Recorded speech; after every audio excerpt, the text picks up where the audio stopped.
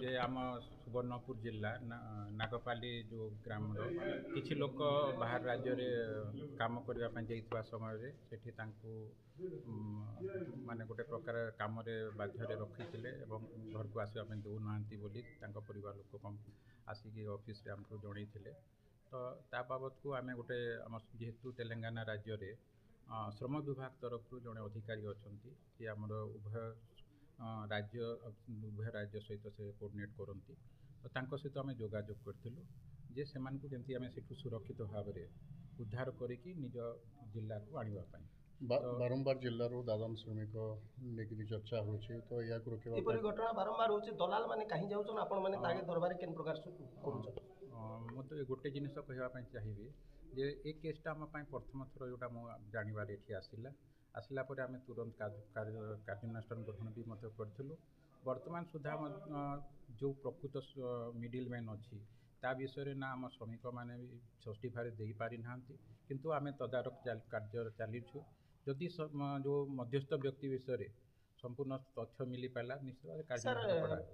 श्रमिक मैंने कही नहीं पारे भी आमर कर्तव्य जिला प्रशासन कर्तव्य से खोजिक दरबार प्रकार व्यवस्था वर्तमान आम से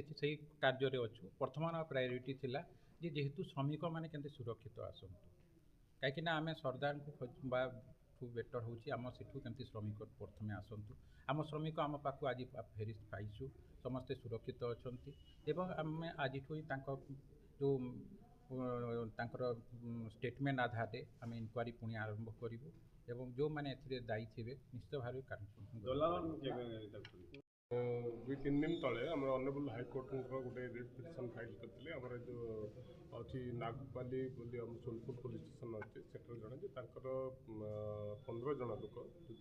जो इनक्वारी कलापर जना पड़ा जे आम जिलार सोनपुर जिलार 7 जन और बलांगीर जिला 8 जन एमाने जाइए तेलंगानार गोटे जगार से इटा भाटी काम करते इटा भाटी अटक रखी फोर्सिबली और वजेस ठीक दि जाऊनी हैरान कर एलिगेशन थी ऑनरेबल हाईकोर्ट जो निर्देश था से रेस्क्यू करवा जहाँ डिफिकल्टीज अच्छी देखापी तो से अनुजाई आम से सोनपुर डीएलओ एवं सोनपुर जिला पुलिस तरफ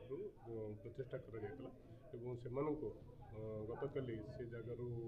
जो जगह काम करते जो इटा भाटी काम करते से इटा भाटी अणा जाए आज सोनपुर जिला को अणाई और पचरा उचरा चली स्वास्थ्य परीक्षा भी देखा जाए समस्ते प्राय ठीक अच्छा आउ गोटे जिन हो जो प्रकार आलिगेसन करते ऑनरेबल हाईकोर्ट से आलिगेसन आम माने अनुसंधान करुँ जदि से जिन सत्यता बाहर निश्चित भाव में अप्रोप्रिएट एक्शन नि आम सह प्रतिदिन जोड़ी होई रहिबा पई आम चैनल को लाइक शेयर सब्सक्राइब एवं फॉलो करंतु ड्रीम्स राइडर सबु समय रे आपन सेवा रे।